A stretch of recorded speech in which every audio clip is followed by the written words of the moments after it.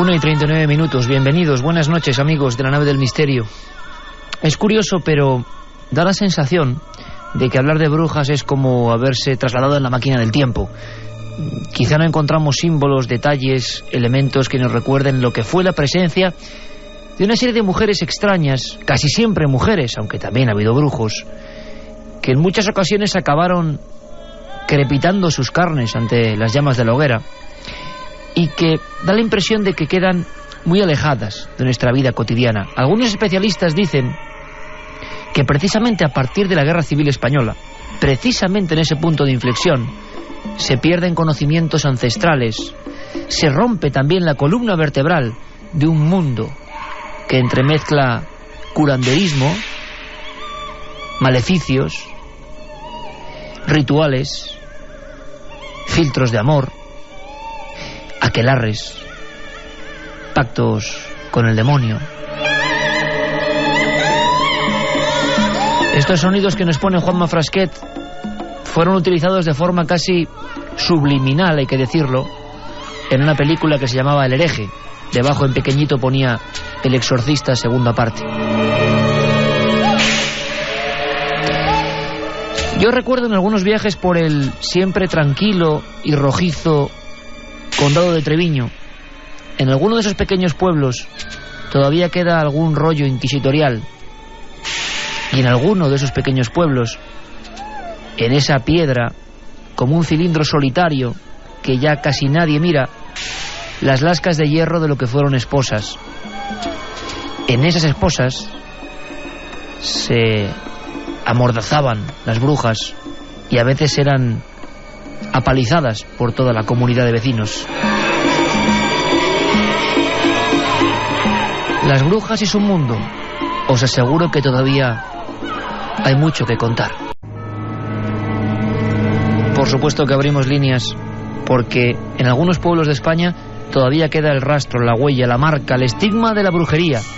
Hay quien habla de que todavía existen brujas, y hay quien todavía no sabe diferenciar entre hechiceras y brujas a la antigua usanza, es decir, aquellas que incluso se reunían en ciertos aquelarres. Ese término se hizo célebre. Y la gran pregunta es, en vuestro pueblo, en vuestros campos, en vuestras ciudades, ¿conocéis este tipo todavía de reuniones? ¿Existen o es leyenda urbana? Hay quien dice que ciertas tribus urbanas, nunca mejor dicho, intentan volver. Algunas series televisivas han vuelto a poner de moda la brujería, pero simples iconos para pasar el tiempo, para diferenciarse de los demás, o realmente todavía un sustrato que nos recuerda a muchas mujeres que fueron quemadas en nuestro país. Muchas o no tantas como pretende la leyenda negra. Por cierto, Carmen, buenas noches. Buenas madrugadas, Iker. Libro imprescindible, imprescindible para conocer este tema siempre oscuro y del que se han contado muchas mentiras. Sí, además está recién salido y tenemos 3 ejemplares para sortear entre todos los oyentes que esta noche nos escriban a esa vía de contacto 7640, palabra clave milenio, espacio y vuestros mensajes. Contadnos si en vuestros pueblos y en vuestras localidades ha habido una historia de brujería, si ha habido algún campo donde decían que se realizaban aquelarres, por ejemplo, o si ha habido legajos en los que se recogían algunos de esos procesos de la Santa Inquisición. 7640, palabra clave milenio, espacio y como siempre lo que nos queráis contar. Sorteamos 3 libros de Enrique Chazarra que se llama Crónicas de Brujería, un viaje por la España de las brujas, y ha sido publicado por Aguilar. Estará en esta noche especial, esta noche un tanto, brujeril, nuestro compañero y querido amigo Enrique Chazarra. Pero fíjate, hablando de procesos inquisitoriales, es que luego se ha mentido mucho, como decíamos. Parece que no se han quemado tantas brujas, pero eso sí, parece que en algunos casos las condenaban directamente a la pira. Hay un caso que a mí me impresionó mucho. Reconozco que el tema de la brujería no me llamaba especialmente la atención, hasta el día que me crucé en las callejas de Toledo con un afable profesor de la universidad. Su nombre, Luis Rodríguez Bausá. Y entonces, imaginaos un poco la escena, por favor. En esas callejuelas de Toledo, que no hay ningunas en el mundo que tengan ese sabor, me enseñó una pequeña iglesia y me la señaló. Y me dijo, aquí ocurre la historia, aquí tuvo lugar el suceso extraño de una bruja auténtica a la que conocían como Catalina Sánchez. Evidentemente, he querido, aunque quizá no sea lo mismo, que el gran amigo y admirado Luis Rodríguez Bausá nos vuelva a recordar qué pasó en esa iglesia. La escenografía de esta historia me cautivó. Fue una hechicera acusada en algún momento también de pacto con el demonio y por tanto sospechosa de ejercer la brujería, no solo la hechicería. Lo curioso o lo más significativo que tiene este proceso es que es posiblemente el proceso de todos los procesos cursados por el Tribunal de Toledo que mayor número de delaciones de testigos ha tenido, lo cual hace, bueno, pues le otorga cierta credibilidad a las artes que esta mujer ejercía, ¿no? Al parecer Catalina era bien conocida en esa piña de casas que parece que se aguantan unas a otras para no caer en esa zona de Toledo no tan conocida por el turismo. Hay quien dice que ejercía un ritual que me pareció asombroso. Los rituales de las brujas auténticas, si es que las hubo, tenían cierta liturgia que seguro que no es casualidad. En la iglesia colocaba ciertas monedas antiguas, roídas, y entonces empezaba un proceso auténtico de hechicería, llamar a las fuerzas oscuras. En el fondo estas mujeres eran personas que hoy conoceríamos quizá como sensibles, pero que en un momento de su vida deciden poner esas artes, vamos a llamarlo así, al servicio de quien pague. Evidentemente, si te pagan y tú obedeces, puede que estés ya en el mundo de las tinieblas. En esa pequeña y recoleta iglesia de Toledo podía ocurrir más o menos esto. Tenía capacidad de hablar con los demonios para saber el paradero de difuntos o consultarles algunas cuestiones. Esta mujer lo que hacía es que iba a misa a la iglesia de San Andrés, iba a misa de 7, cogía un poco de agua bendita y justo a las 12 de la noche se acercaba hasta la propia iglesia. En cada una de las esquinas dejaba un ochavo, que era una moneda, un ochavo bastante roído, bastante podrido, hacía un círculo con el agua bendita que había cogido en la misa de las 7 de la tarde, se introducía dentro, rezaba unas oraciones a Santa Marta y al poco aparecían esta especie de demonios. Lo más curioso es que este proceso sobre Catalina Sánchez tuvo una gran cantidad de testigos de toda condición social, es decir, muchas personas aseguraron que habían visto una serie de sombras, de figuras, de elementos con volumen propio, que se desplazaban después de los ensalmos o frases incomprensibles que esta mujer hacía. Una de las historias más sorprendentes es el diálogo que se producía entre esta tal Catalina Sánchez y lo que fuese. Y aquel diálogo se producía en un perímetro muy concreto marcado por esas viejas monedas. Las monedas roñosas, corrompidas, parece que eran alimento o reclamo para ciertas criaturas que quizá existan, pero que habitualmente no queremos ver. Lo que más sorprendía a los inquisidores del Santo Oficio es la capacidad de la tal Catalina para entablar diálogo con las sombras. Los demonios, en todo caso, lo más fascinante de la historia es que los demonios solían venir en forma de cerdos. A veces eran perros y en alguna ocasión algún testigo habla de gallos, pero lo más habitual era que aparecieran en forma de cerdos. Primero roían esos ochavos, que eran como el pago, el tributo que había que hacerle por los servicios que iban a prestarle, y después se acercaban hasta ella. No traspasaban ese círculo de agua bendita, que era un círculo protector, y a partir de ahí Catalina entablaba una conversación. Al decir de una buena parte de los testigos, lo hacían en el mismo lenguaje de los animales que aparecían. 1:48, 9 grados exactos en nuestra nave del misterio, además del comandante Juanma Frasquet, Alberto Granados, y también hay, entre las sombras, nunca mejor dicho, veo distingo, como una forma brujeril, a Noel Calero. Así que estamos todos, y estáis vosotros, que es lo más importante. Y también creo que en Ser Vitoria nos acompaña el autor de este libro, que de verdad os recomiendo, porque hacía mucho tiempo, sí que hay libros clásicos sobre brujas, y que recorren la España misteriosa, pero ese con esta guía, porque parte de ella casi es una guía, podemos desplazarnos, salirnos de las rutas, abandonar los caminos cotidianos y sumergirnos, digámoslo así, en esos otros atajos de tierra que quizá nos lleven a un soportal, a un símbolo, a un capitel, a un legajo. Es decir, es un libro que también puede servir para orientarnos en esa España brujeril que todavía está ahí. Don Enrique Chazarra, buenas noches, amigo. Buenas noches, Iker y compañía, ¿qué tal? Oye, que hemos disfrutado muchísimo con tu libro, con este Crónicas de Brujería.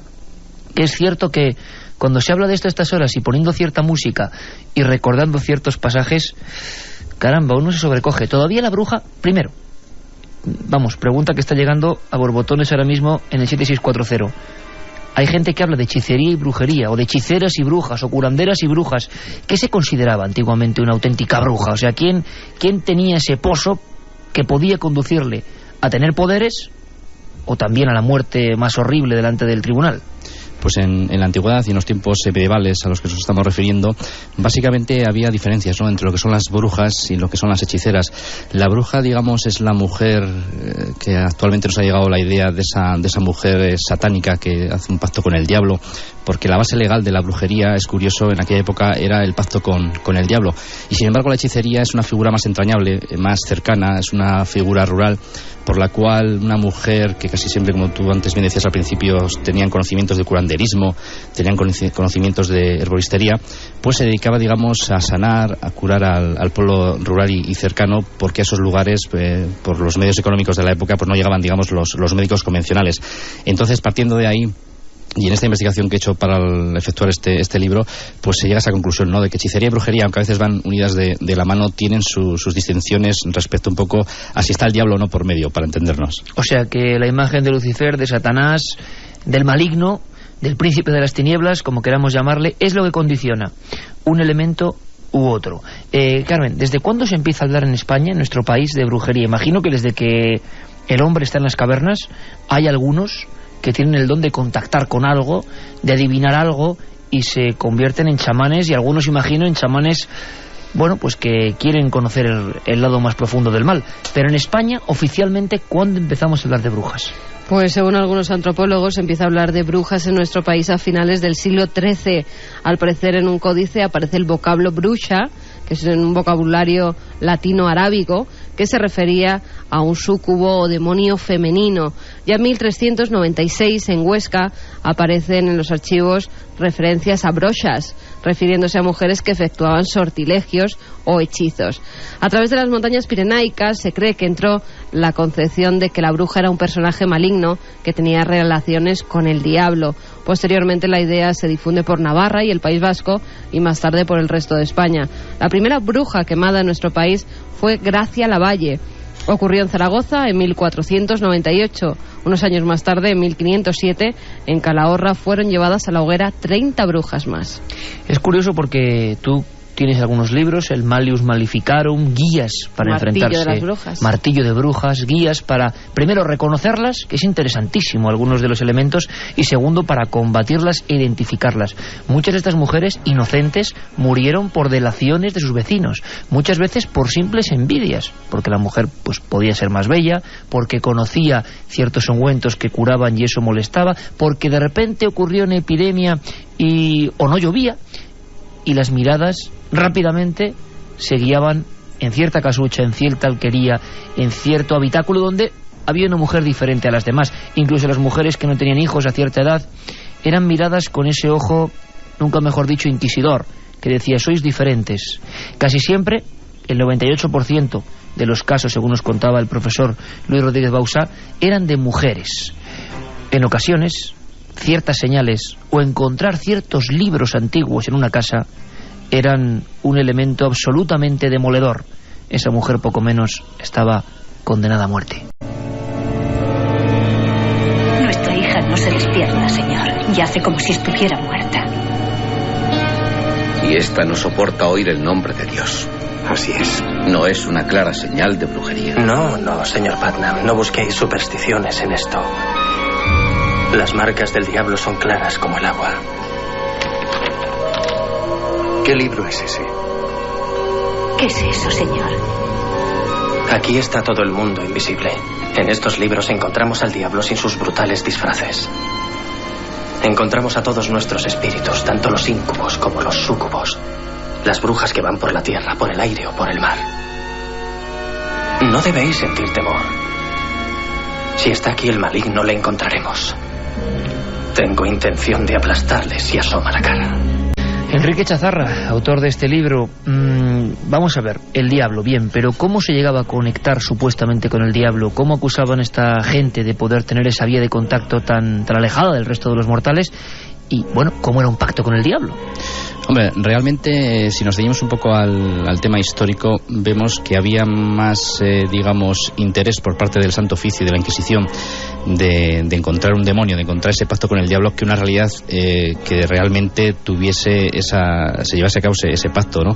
Es decir, que en ocasiones el pacto con el diablo no se llevaba a cabo, sino que estaba un poco en las mentes de la época, porque ten en cuenta que en aquellas épocas el contexto ideal para el surgimiento del diablo y campo abonado para el diablo era ese momento, digamos, que el diablo podía ser un poco el hijo perfecto de ese tiempo. Entonces, realmente, haciendo una investigación histórica, uno se puede encontrar en que no hubo pactos con el diablo tal y como nos han llegado a nuestros días, ¿no?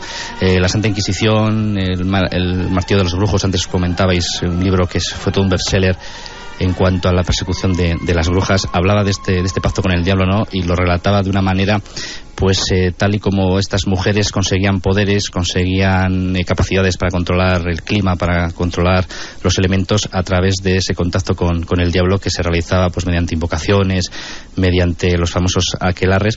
Pero realmente este tipo de testimonios los sacaban bajo tortura, ¿no? Los sacaban de alguna manera intentando escuchar la verdad que ellos querían oír, cuando realmente estas pobres gentes, pues bueno, al final confesaban pues cualquier cosa con tal, digamos, de no aguantar esos tormentos. Oye, Enrique, has dicho pobres gentes. ¿Todas las brujas o las que tú has analizado, estudiado, has revisado sus casos en diferentes puntos de España, eran realmente pobres gentes? ¿O había gente que de verdad hacía el mal? Pues hombre, me imagino que habría de todo, ¿no? Nunca se puede generalizar, pero yo creo que la brujería se convirtió en aquella época en un elemento más que diabólico desde el punto de vista de tener relación con el diablo.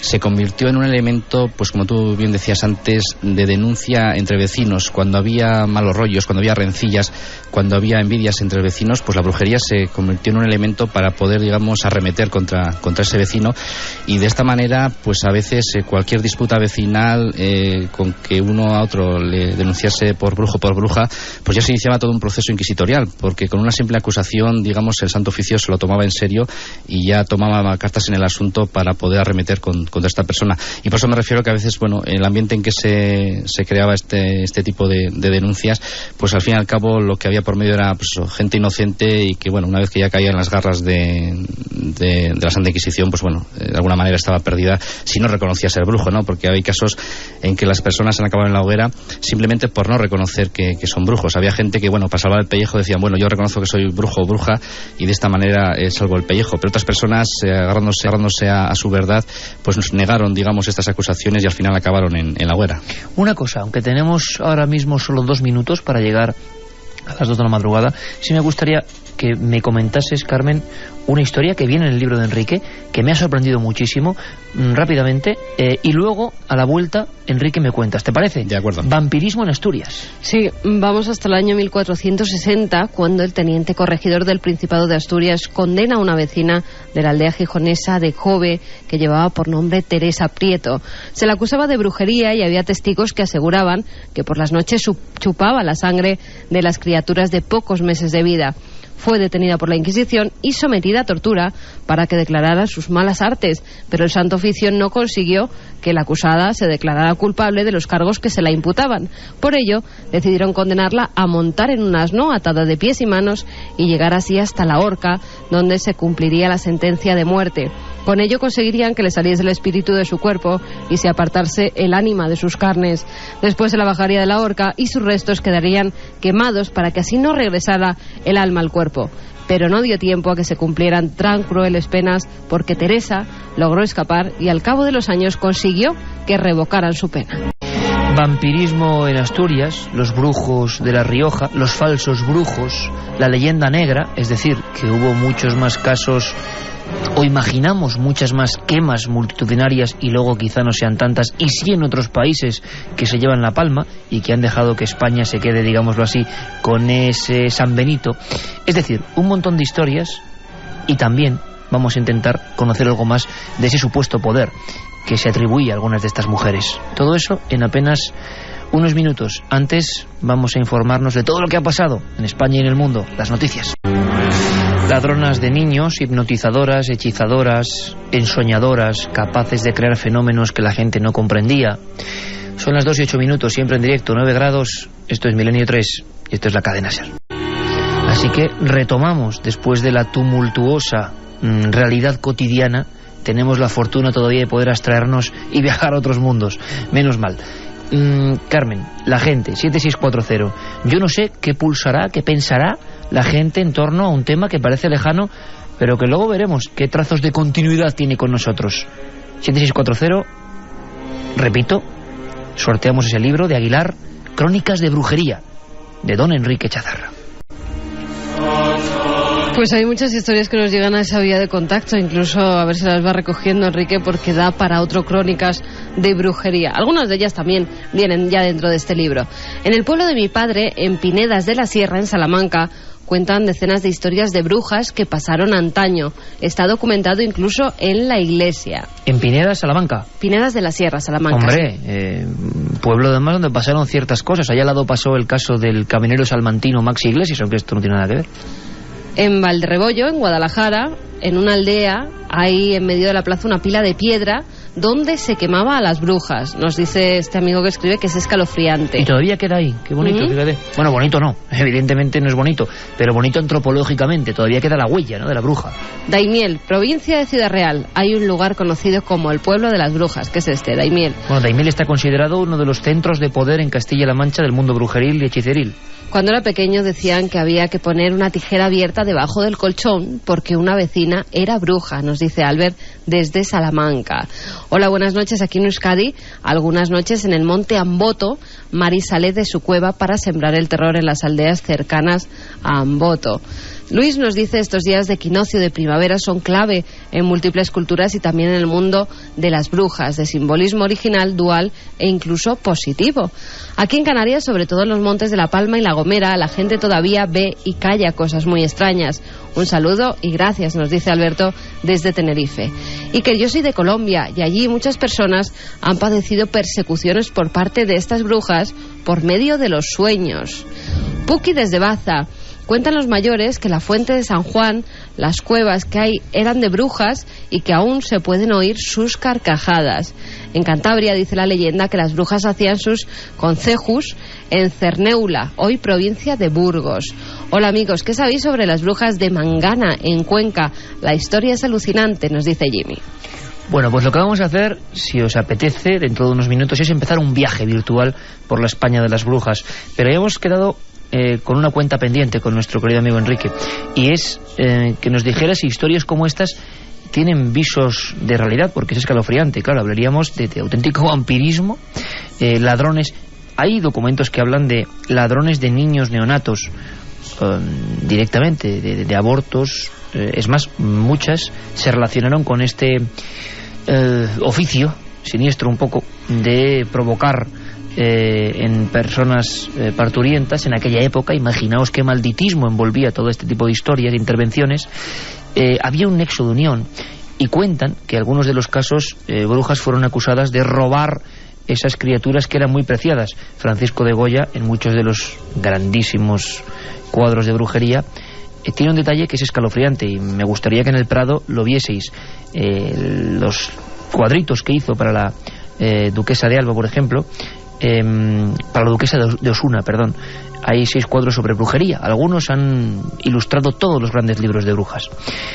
Cuando uno se da cuenta, ve que las brujas manejan una especie de esferas que no se ven bien. Si uno se aproxima a las pinceladas de don Francisco, verá que esas esferas tampoco son calabazas, no, son un palo y son fetos momificados, varios en una especie de estaca brujeril que, si realmente Goya la vio, tenía que ser algo aterrador.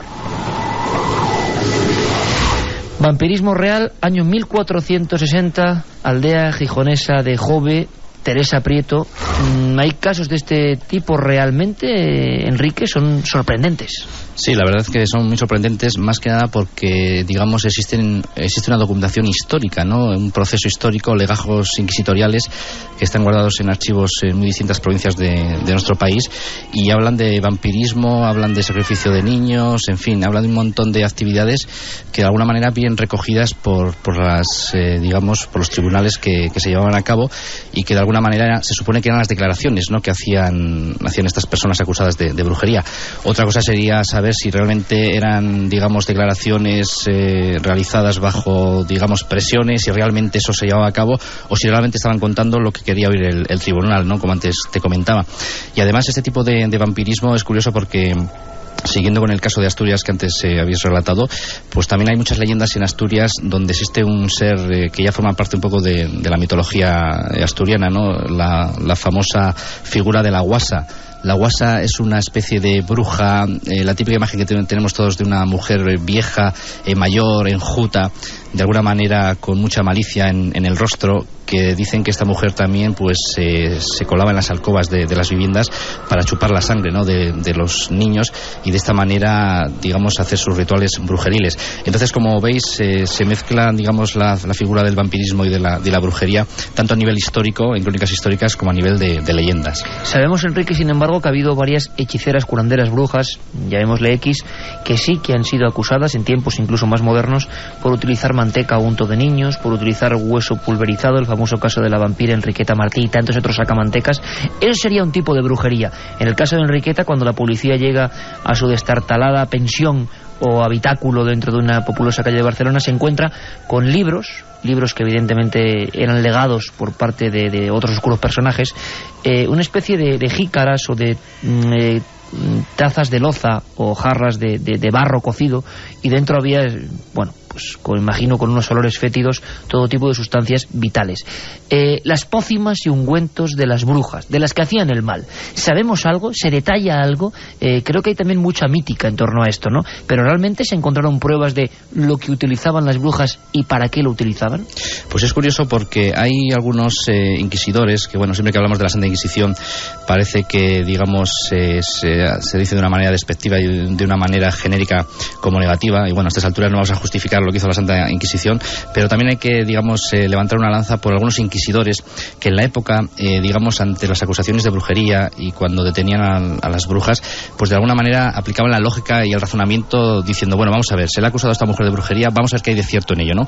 Y en ocasiones les encerraban en algunas celdas y les daban, digamos, los ungüentos y las pócimas que supuestamente ellas utilizaban para volar y para hacer sus rituales, e intentaban, digamos, de una manera empírica comprobar efectivamente que había de cierto en esas acusaciones, ¿no? O sea, que la propia bruja probase su medicina. Efectivamente, más que nada para llegar a la conclusión, pues, de que aquellas acusaciones que se vertían sobre esta mujer pues eran ciertas, y por eso hay, digamos, estudios y hay legajos inquisitoriales donde se relatan un poco el tipo de sustancias y el tipo de ungüentos que utilizaban. Lógicamente, las conclusiones a las que llegaban es que eran todo fantasías y supersticiones del momento, porque claro, lógicamente aquellas brujas, digamos, haciendo esos rituales delante de los inquisidores, pues en ningún momento conseguían esos supuestos poderes diabólicos de los que hacían gala. Hay un nombre asociado ya de por vida a la brujería, pero me ha sorprendido mucho una cosa, muchísimo además. Zugarramurdi siempre ha estado hilado al asunto de las brujas, a un proceso muy célebre. La gente, yo creo que al final no conoce bien qué pasó y qué dejó de pasar en Zugarramurdi.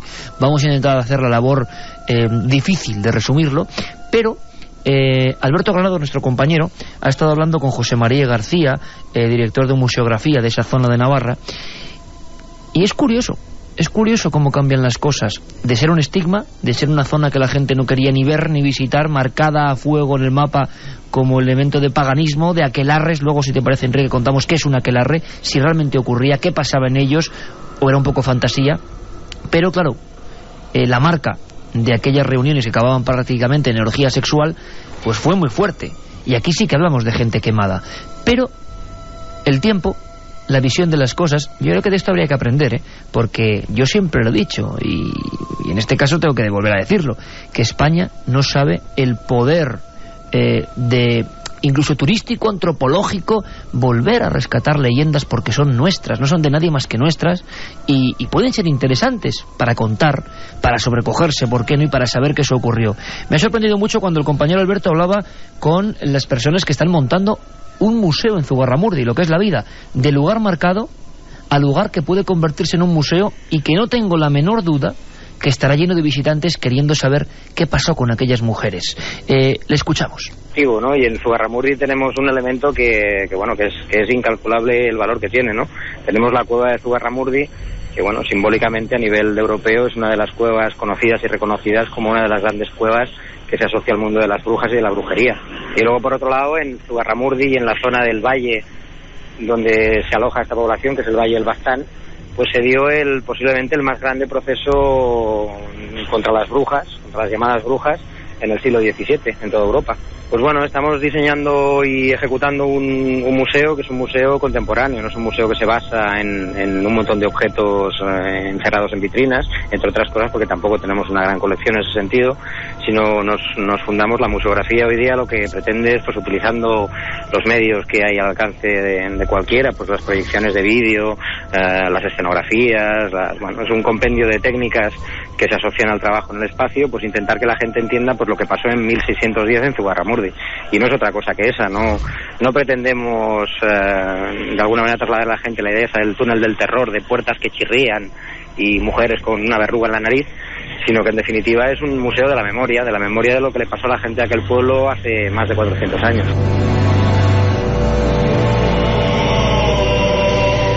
Así están las cosas, y todavía a nivel de el mundo museístico, sí, con esa especie de rubor o de reparo, que no dé mucho miedo, bueno, en fin. A veces el miedo es tan humano como lo que pasó. No hay que dulcificar las cosas. Si en Zugarramurdi se vieron en ciertas escenas, son las que son. Y cuando la gente que hace estas cosas se dé cuenta de que hay un potencial, ya lo explotarán, seguro que sí. Solo tienen que ir a otros países cercanos y ver cómo lo ven como otro museo completamente normal, y se anuncian las guías completamente normales, no guías que solo tengan misterio entre sus páginas. El miedo les da miedo todavía a algunos, pero te aseguro que cuando vean la cantidad de gente que va a ir a Zugarramurdi a enterarse de la historia, en fin, que les deseamos muchísima suerte. Zugarramurdi, Enrique, el gran ejemplo brujeril, el que hace que bueno, se hable muchísimo de este asunto. Yo creo que bueno, en tu libro pueden encontrar claves, pero me gustaría que brevemente nos contaras, casi telegráficamente, qué pasó, cuánta gente murió y por qué. Pues hombre, la verdad es que el desencadenante de Zugarramurdi es muy simple y podríamos decir incluso muy tonto, ¿no? Y además lo podemos comparar con otros casos similares, aunque los separe la distancia geográfica, como es el caso de las brujas de Salem, por ejemplo. En Zugarramurdi, en 1608, una antigua criada que había trabajado en Zugarramurdi regresa de Francia y de repente le da por decir que ella forma parte de un grupo de brujas que hacen aquelarres en la frontera francesa, y empieza a señalar a una serie de vecinos de Zugarramurdi como implicados en esos aquelarres. A partir de ahí pues se genera, digamos, toda una especie de psicosis en cuanto a que esas acusaciones son tomadas en cuenta por todos los habitantes de Zugarramurdi.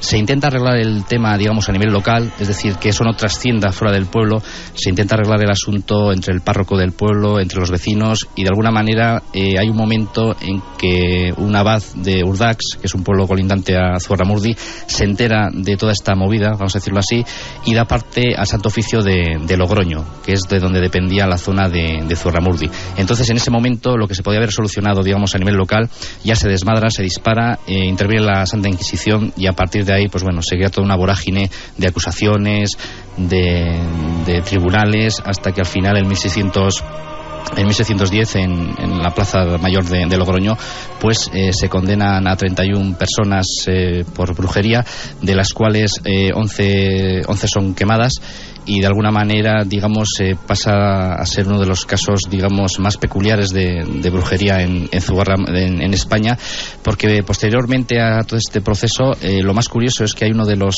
inquisidores que empieza a revisar el caso y se da cuenta de que hay muchas lagunas, de que hay muchas declaraciones sacadas bajo presiones, de que hay muchas rencillas entre vecinos que motivaron acusaciones, y empieza a revisar el caso, empieza a volver a entrevistar a todos los vecinos de Zugarramurdi recorriendo el pueblo y la zona, y presenta un informe donde concluye de que se había hecho, digamos, bastante mal al pueblo de Zugarramurdi, y que todo aquel proceso, toda aquella quema de brujas y toda aquella caza de brujas, pues que había sido totalmente innecesaria.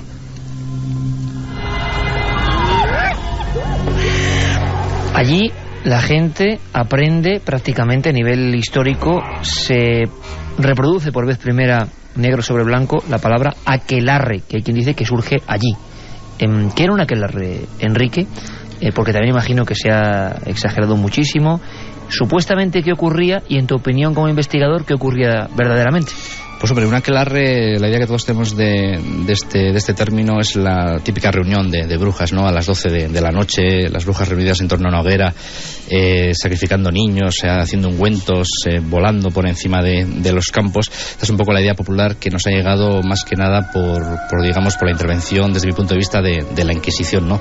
Realmente, aquelarre, la palabra aquelarre es un término euskérico, y aunque algunas personas ubican el surgimiento de esta palabra en el caso de Zugarramurdi, hay otros historiadores y antropólogos que dicen que no, que es anterior y que ya parte, digamos, de la zona del País Vasco más que de Navarra, ¿no? Entonces, aquelarre en euskera significa prado del macho cabrío, y de alguna forma aquí los antropólogos han querido ver que este tipo de reuniones tienen que ver más que con las brujas, con los cultos precristianos que había en la antigüedad, ¿no? Es decir, esas religiones, esas culturas que eran anteriores al cristianismo, y que cuando el cristianismo llegó a esas zonas, sobre todo de alta montaña en el País Vasco y en la zona norte, pues fueron cultos que chocaban de lleno con el cristianismo, y de alguna manera, pues cuando ya el cristianismo empezó a tomar cierta autoridad y cierto prestigio, pues intentó eliminar o adoptar algún tipo de culto.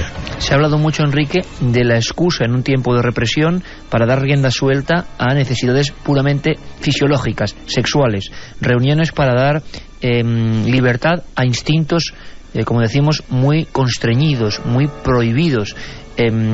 Y se habla también, hace poco nuestro querido colaborador, el doctor forense José Cabrera, hablaba de ciertos ungüentos utilizando el cornezuelo y otras sustancias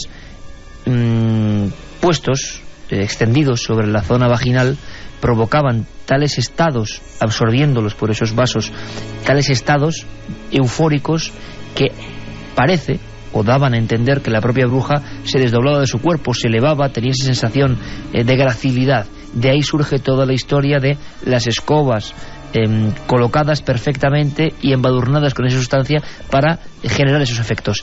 Realmente eso se practicaba, y realmente era un poco, en algunos casos, imagino, dar rienda suelta a esas orgías que imagino que mucha gente, desde luego, estaría casi viendo dónde se practicaban para hacerse brujo en cualquier instante, ¿no? Efectivamente, había de todo un poco, ¿no? Desde, digamos, reuniones para, digamos, dar rienda suelta a esos instintos sexuales, tal como comentas, y por otro lado también había a veces un malentendimiento de ciertos ritos precristianos, como antes te comentaba, ¿no? Había cultos a la fertilidad, cultos a la naturaleza, y muchos cultos de estas características pues implicaban, digamos, la práctica del sexo, prácticas sexuales, y de alguna manera, claro, esto chocaba de lleno con el cristianismo. Entonces, digamos que tenemos ambas vertientes. Y en cuanto al asunto que comentas de la ingestión, incluso de darse una serie de sustancias que son las llamadas plantas solanáceas, que son plantas psicotrópicas que provocan alucinaciones, pues también formaban parte de estas actividades y de estos rituales, y lo que realmente les hacía perder a esta gente es un poco la conciencia, ¿no? Les creaba estados alterados de conciencia,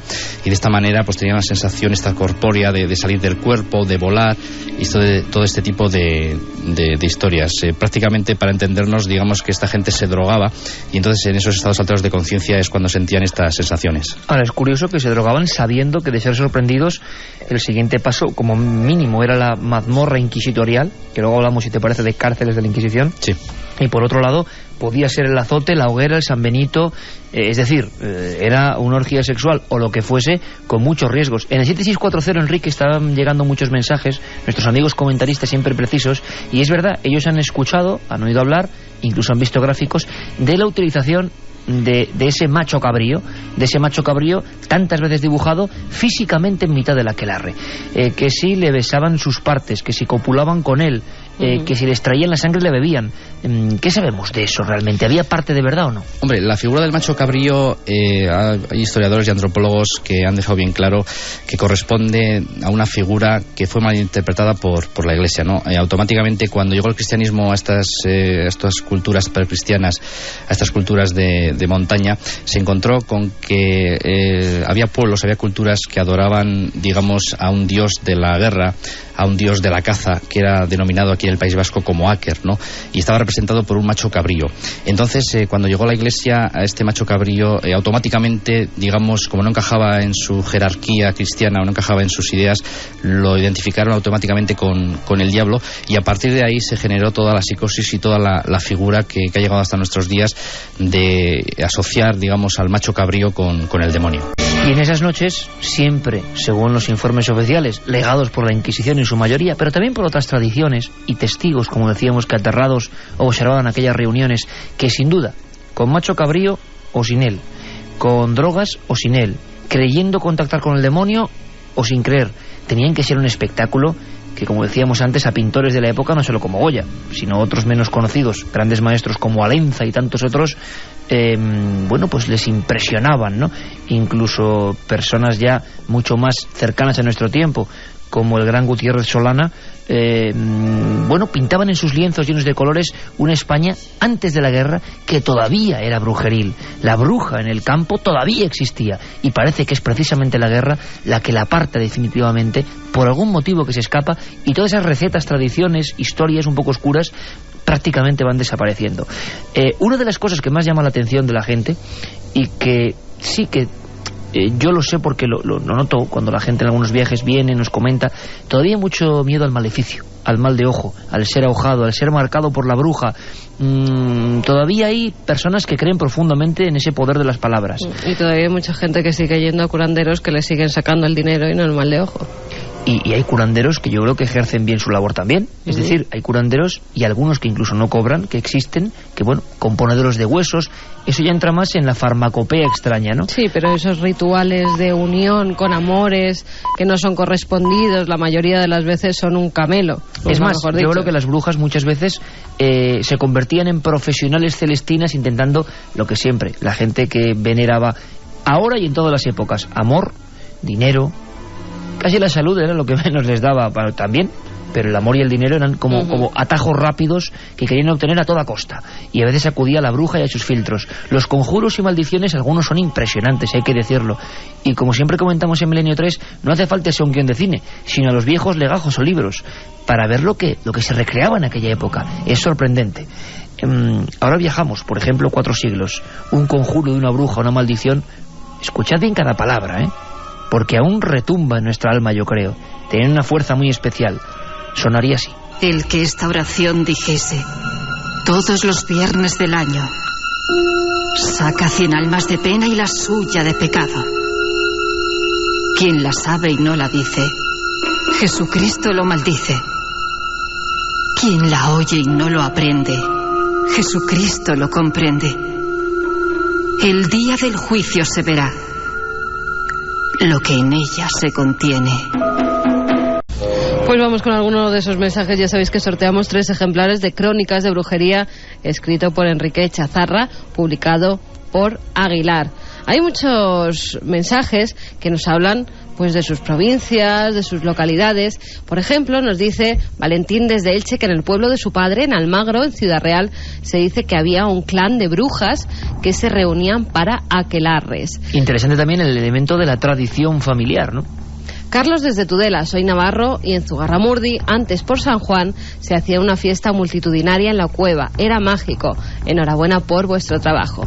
Las brujas fueron unas feministas que, excluidas de la sociedad machista de la época, viéronse forzadas a ser autosuficientes y autodidactas, nos dice Roberto desde Zaragoza. Yo no tengo que decir mi opinión, pero tampoco comparto esa visión tan maniquea, de que ni eran buenísimas ni eran malísimas. Habría buenísimas y malísimas, y habría personas que sí, que defenderían ciertos derechos de las mujeres o su independencia, y otras que simplemente serían esclavas del propio mal, pagadas por el dinero, así de claro. No sé qué piensas tú, Enrique. Sí, hombre, la verdad es que no se puede generalizar, ¿no? Yo creo que hay casos y casos. Hombre, también hay que decir que en aquella época el ambiente machista, sobre todo desde el punto de vista del Santo Oficio, estos inquisidores a veces daban por hecho que el hecho de ser ya mujer implicaba un poco, digamos, una tendencia al pecado, ¿no? Una tendencia al mal. Entonces eso es un punto de vista machista de la época que también influyó bastante en la persecución de las brujas. Luego hablamos de brujos, si te parece. Es que el ser mujer y el mal iban emparejados siempre. Además, en todos los libros antiguos de demonología siempre se asocia a la mujer con el diablo, con el macho cabrío, con la que trae enfermedades, con la que mata al ganado. Pero también tenemos esta noche historias de brujos, ¿eh? Sí, pero sería, entre todos los procesos que se hicieron, un 98% de mujeres y un 2% de hombres. O sea que en esa parte sí que eran un poco machistas. En Segovia había una mujer que aseguran que se transformaba en gato. José desde Segovia también nos dice que allí tienen un museo de la brujería que es muy interesante, que a ver cuándo vamos. Pues nosotros ya hemos estado. Hemos estado y le hemos dedicado un programa de Cuarto Milenio. o uno de los reportajes, y fue bien interesante. Está muy curioso además el museo. Para todos los amigos que no lo conozcan, que lo vayan a ver. Antonio desde Madrid: menos mal que ya no existe la Inquisición, porque acabaríamos todos en la hoguera por brujos. En Jove, del que hablábamos nosotros antes, tendríamos ciertas posibilidades, sí. Nosotros ya estaríamos quemados. En Jove también hubo otro caso de brujería hace relativamente poco, y uno en la Catedral de Oviedo, nos informan desde allí. En las Urdes, en el barrio del Teso, ya deshabitado, se juntaban las brujas de la comarca en una especie de gueto, nos dice Fernando desde Valladolid. Algo sabemos de eso, sí, el barrio del Teso. Sí, por allí hemos estado dando alguna que otra vuelta. Os escribo desde Cotor, provincia de Zaragoza. Cotor tiene leyendas populares de brujas, pero una aquelarre está en el pueblo cercano de Trasmoz. ¿Os suena? Nos suena porque son viejos clásicos que nos gustaría recorrer con nuestro amigo Enrique. Por cierto, que sigue habiendo historias de esas. Vamos a planear un poco por España, como aquel programa que hacíamos a vista de pájaro. Por ejemplo, una historia que a mí sí me ha impactado del libro de Enrique, porque yo creo que sobre todo para la gente muy joven, porque claro, cuando uno va, por ejemplo, a buscar libros de brujería, hay tales tratados tan complejos, tan difíciles de acceder, que son muy interesantes, cierto, pero para el estudioso, un libro que te explique qué hay de cierto, con ese talante también escéptico de nuestro compañero Enrique, que hay de ficción, qué puntos se pueden visitar y que sea asequible al público, eso es difícil. En este libro vamos a encontrar historias que podéis profundizar en ellas, por ejemplo, las brujas de un lugar de Soria, Barahona. Un pequeño pueblo que se encuentra al sur de la provincia de Soria era considerado como un reducto de brujas. Los legajos de la Santa Inquisición afirman que en esta localidad y en pueblos cercanos se celebraban verdaderos aquelarres y que eran tan importantes que incluso llegaban brujas de toda España. Hubo declaraciones como la de Quitería de Morillas, que hacia 1527 afirmó ante el Santo Oficio y confesó que ella y otras compañeras por las noches se dedicaban a secuestrar niños y sacrificarlos en un campo de Barahona para después comenzar una danza frenética con los diablos. Y en algunos lugares de Navarra, donde yo tengo parte de mi familia, yo todavía he escuchado historias y cuentos a los abuelos del temor a las brujas, del temor auténtico a esas figuras que la tradición decía que podían colarse en el pajar, en la ventana. Y en Galicia, las meigas, ¿verdad? Aún en las aldeas todavía existían, que yo recuerde, a personas que las llamaban meigas y que todavía se dedicaban a hacer esos ungüentos, esas cosas con plantas, que todavía seguían curando los dolores de cabeza o recomponiendo huesos, por ejemplo. Vamos a empezar, si te parece, Enrique, un viaje. Si vemos el mapa de España, desde las alturas, ¿habría alguna zona brujeril o puntos calientes que tú destacarías o que has sondeado en tu trabajo, más o menos? Sí, yo creo que lo que es todas las comarcas que colindan con los Pirineos, Aragón, la zona del Valle del Baztán, Navarra, Zugarramurdi, que hemos comentado, e incluso tirando hacia Cataluña, o sea, todo lo que colinda con los Pirineos es una zona caliente del tema de brujería y tiene su explicación. Se puede afirmar que la idea de la bruja diabólica que hoy en día conocemos y que la Santa Inquisición trató, pues tiene, digamos, sus antecedentes en un contagio geográfico que viene desde el sur de Francia. Entonces los Pirineos era una zona de intercambio cultural, era una zona, digamos, donde en poco tiempo lo que ocurría, digamos, en la zona francesa, pues se transmitía con el tiempo en la zona española. Entonces en Francia hubo una persecución, digamos, implacable a las brujas. El concepto satánico de las brujas viene de países como Alemania, Francia, más que en España. Que se llevan la palma de mujeres quemadas, sin duda alguna, ¿no? Eso es. Entonces toda esa zona que estoy comentando de los Pirineos, que colinda con los Pirineos, pues encontramos, son lugares muy ricos en crónicas históricas, en leyendas. Tenemos mucha toponimia relacionada con las brujas. Tenemos la fuente de las brujas, la laguna de las brujas, en fin, en cada pueblecito podemos encontrar una referencia brujeril por todo este contagio geográfico, ¿no?, que hubo en su día. Curioso, Enrique, porque tú destacas en el libro varios pueblos, varios lugares, varias comarcas.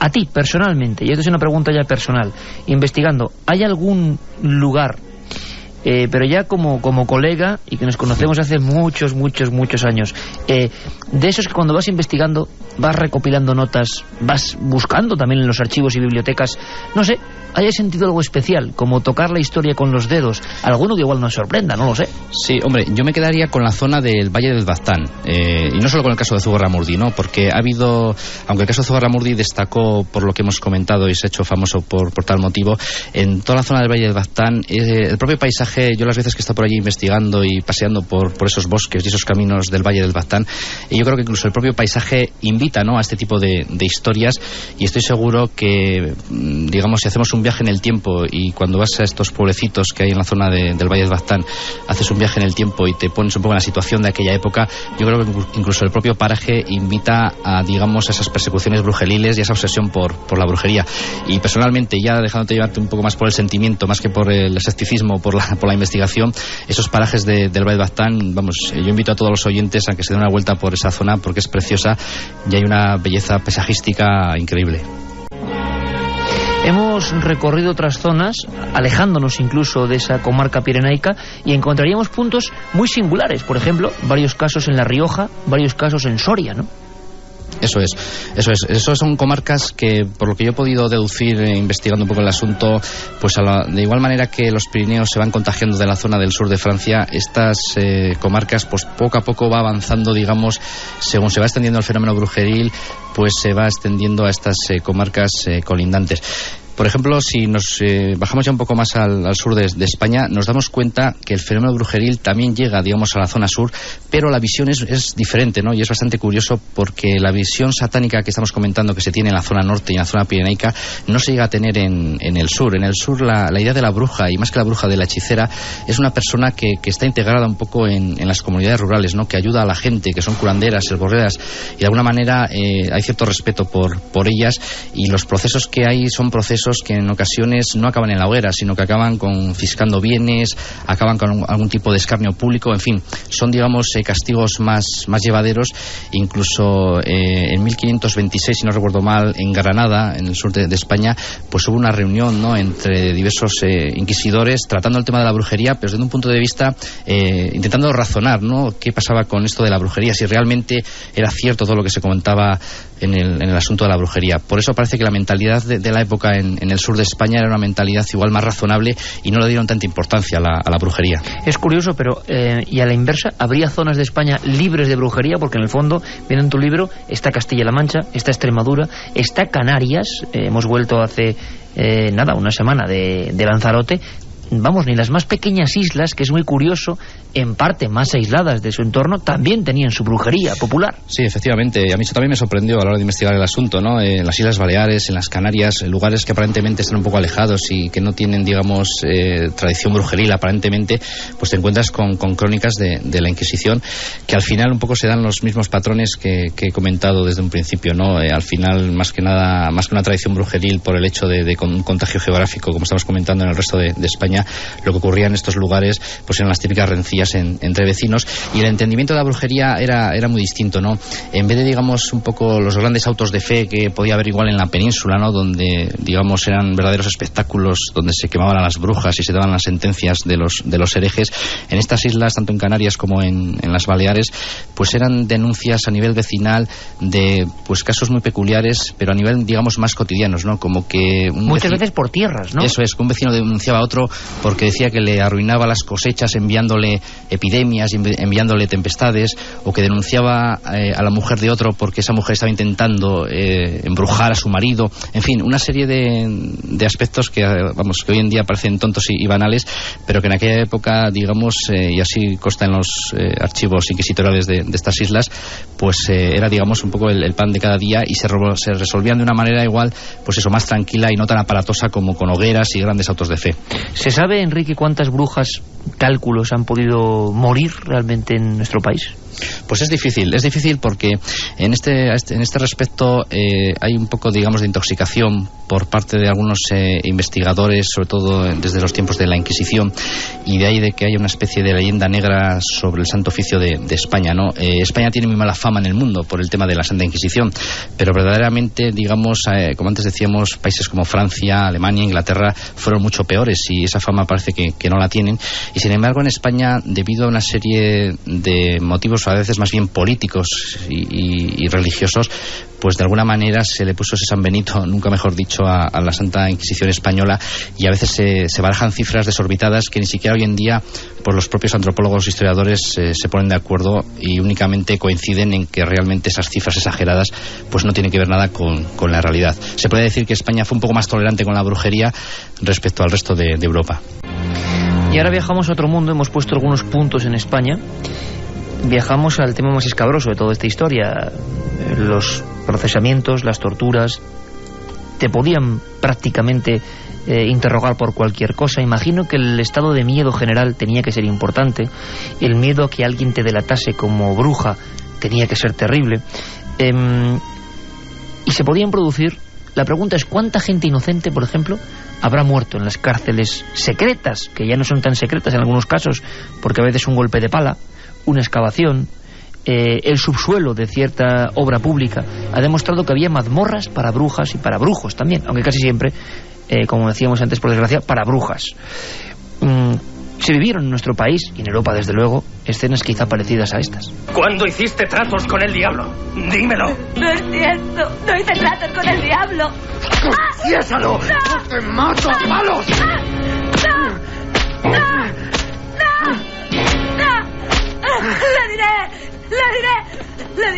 Le diré. Yo no quería trabajar para él.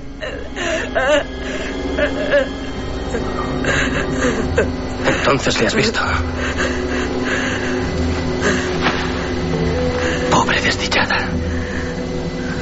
En este momento te tiene cogida por el cuello, ¿no? El profesor y querido amigo Luis Rodríguez Bausá también, en ese Toledo milenario, en ese Toledo de las culturas diversas y en ese Toledo de los brujos y brujas, es más, a la brujería o a la ciencia oculta. Fijaos cómo llegó a ser el tema de las personas extrañas que daban sus clases en Toledo, que hubo un par de siglos en que todo lo oscuro se llamaba arte o ciencia toledana. Y en Toledo, como en otras partes de España, eso de ser delatado era una amenaza muy seria. Cuando uno delataba el Santo Oficio gozabas de cierta impunidad. Pensar que uno podía ser testigo válido para el Santo Oficio aunque hubiera sido un anterior acusado y reo de la Inquisición o estuvieras excomulgado. A partir de ahí, los alguacilillos de la Inquisición se acercaban hasta la casa, la cogían y, en fin, horas generalmente intempestivas para mantener un poco el secreto, la llevaban hasta las cárceles secretas de la Inquisición. Había unas cárceles que eran penitenciales, donde cumplían condena, se les imponía una condena, y las cárceles secretas eran unas cárceles donde permanecían absolutamente incomunicadas. Lo normal es que se quedaran un tiempito ahí, que podía oscilar los 2 días o 3 días, que les daba que pensar para ver de qué me habrían acusado. Evidentemente, en el caso de Catalina o en el caso de otros hechiceras, era fácil suponer que la acusación iba fundamentalmente orientada a estas artes que ellas ejercían, pero había veces que simplemente era algún vecino que lo había acusado de judaizar en secreto, después le pedían que se autoinculpase. Claro, había muchos casos en los que los testigos, los reos no sabían de qué les estaban acusando, con lo cual la cosa era harto complicada. En España hay algunos museos que muestran objetos auténticos para que las brujas hablasen. Y caramba, con esos medios de interrogación, la verdad es que uno se queda cuando menos horrorizado. Algunos muy simples, muy sencillos, como esa especie de bozal del que de repente bajaba una cuchilla y ¡zas!, te cortaban la lengua. Con lo cual luego ya no había nada que decir, directamente a las llamas. Alberto ha hablado con Salomé Fernández, que dirige uno de esos museos, recomendable también, en Santillana del Mar. Santillana del Mar merece la pena la visita. Hay o no museos de brujería e inquisición, pero nos describe someramente, eso sí, algunos aparatos que eran específicos para las mujeres. Para mujeres había bastantes, hay bastantes instrumentos, inclusive aquí muchos tenemos, para brujería, para mujeres que insultaban, para que no respetaban a sus maridos, para, bueno, pues muchas cosas, para mujeres muchas hay, sí. Por ejemplo, hay una trenza que se llama la trenza de paja, que era una trenza como tipo, hecha como de esparto, como muy rudo, y se les afeitaba, por ejemplo, y se les encajaba en la cabeza, y tenían que estar pues un tiempo paseándose por la calle para que les viese por todo el mundo, por ejemplo. Había tenazas que les utilizaban mucho en lo que es en los pechos, Tenemos también como unas garras que vamos, las utilizaban sobre todo, bueno, en las zonas musculares en las piernas, en los brazos, cortan la lengua, un aparato de cortar la lengua. Básicamente son instrumentos muy simples, lo que pasa que están como hechos como muy elaborados en cuanto a para dañar simplemente igual un órgano determinado, para no morir en el acto, pero para incidir en los órganos más vitales, pero sin morir. Llegados a este punto del viaje de la nave de Milenio 3, habría que decir, seguro que las peores personas eran las brujas. Hay que decir una cosa, desde luego, vamos a decirlo así, el catálogo de objetos para hacer hablar a las brujas era terrorífico. Otros eran recluidos. Y hay que decir otros, porque nos están preguntando en 7640 ¿por qué no hablamos de algún brujo? Vamos a sacar del archivo y del libro de Enrique un brujo, Carmen, no sé, el brujo de La Rioja, por ejemplo. Alfonso de Medrano, natural de Navarrete. El 30 de octubre de 1612 la Santa Inquisición dictó sentencia contra él. Se le acusaba de elaborar sellos y medallas secretas con observaciones de los planetas y señales misteriosas que utilizaba para comunicarse con el demonio. Además, encontraron legajos escritos en una lengua desconocida y creían que contactaba con el maligno a través de un espejo. El fiscal le acusó de planetario, geomántico, agorero, hechicero y nigromántico. Por todo ello, se le condenó a permanecer el resto de sus días recluido en un monasterio. Cada vez que hago un programa de radio, de televisión o de lo que sea, me doy cuenta de que cuántas historias dignas de una película, de verdad. O sea, contactaba con el maligno a través de un espejo. Qué visiones nos produce eso, ¿no? Tan maravillosas y también tan estremecedoras. Don Enrique, imagino que en esta investigación para hacer el libro Crónicas de Brujería te has encontrado grabados, objetos, historias que ponen los pelos de punta. Efectivamente, yendo un poco al tema del Museo de Santillana del Mar que antes habéis comentado, bueno, lo he visitado en varias ocasiones y la verdad es que, vamos, impresiona bastante, no es apto para todos los estómagos porque tenemos artilugios bastante peculiares, ¿no? A mí me llama mucho la atención, hay una especie, si no recuerdo mal el nombre, es la Dama de Hierro. La Dama de Hierro. Y es un sarcófago que tiene en su interior unos pinchos tremendos y imagínate, te meten ahí, cierran el sarcófago y bueno, pincho moruno, ¿no? Como se suele decir. Pincho moruno, pero además es que la figura era una especie de dama, creo que también le llamaban la Dama de Nuremberg y diferentes nombres. Eso es. Pero claro, los pinchos, aquí ya no sé si es leyenda o no, Enrique, pero esto me parece terrible, me parece un conocimiento anatómico muy fuerte.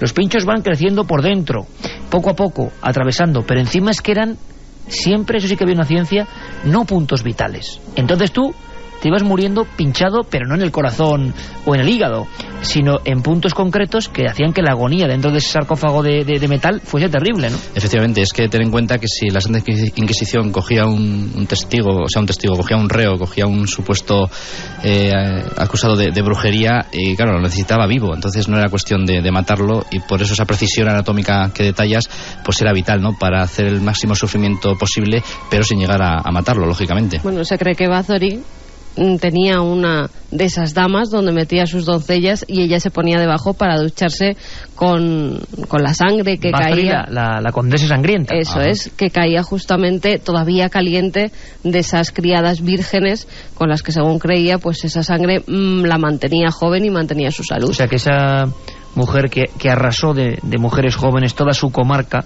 el antiguo territorios húngaros, me quiere decir que no solo era la bañera, sino que se ponía debajo de una dama de Nuremberg que exprimía como un limón a las mujeres. Tenía todo un instrumental para que no estuvieran del todo muertas y poco a poco fuera cayendo esa sangre, mientras ella, de otra forma, ella creía que era vitalidad para ella y para su juventud. Al hilo de lo que estamos comentando, hay una frase que se me quedó grabada a la hora de efectuar este libro, que la pronunció un inquisidor en Toulouse, en la población francesa de Toulouse, hacia 1300 y pico. Pues un inquisidor, hablando un poco de las torturas, afirmaba, y se hizo famoso por esta frase, de que el sufrimiento inducía a la reflexión. Y entonces, imagínate, bajo esta premisa y este criterio, pues las barbaridades que se hicieron. Historias, voces, recuerdos de un mundo que late de alguna forma. Es más, los aquelarres debían ser reuniones de este tipo de hechiceras, más o menos malignas. Quedaron impresos, decimos, en grandes artistas de su tiempo. Les impresionó muchísimo por la fuerza que tenía que tener eso, por los ritos iniciáticos, imagino, para las brujas jóvenes. Es curioso porque Luis Rodríguez Bausá, que conoce cada legajo, diría yo, de los viejos archivos de Toledo, sí que ha encontrado cosas para quedarnos un poco con el respiro entrecortado, ¿no? Porque sí que en algunos pueblos, de Toledo en este caso, se confirmaba que había aquelarres. En el pueblo de Navahermosa, que dista de Toledo unos 50 kilómetros, ahí sí que en determinados momentos había reuniones de brujas con presencia de algunos personajes importantes del pueblo y de los pueblos de alrededores, que se desplazaban en determinadas noches allí pues para realizar, digamos, determinados ritos, ¿no? Imagino que esos ritos acabarían, pues como ya podéis imaginar, ¿no? Pues en una especie de orgía desbocada, fruto de los opiáceos, de los estupefacientes, de todas esas plantas que siguen creciendo en los montes de Toledo y que forman parte de la botánica mágica y que sin ninguna duda formaban parte, insisto, de esos rituales.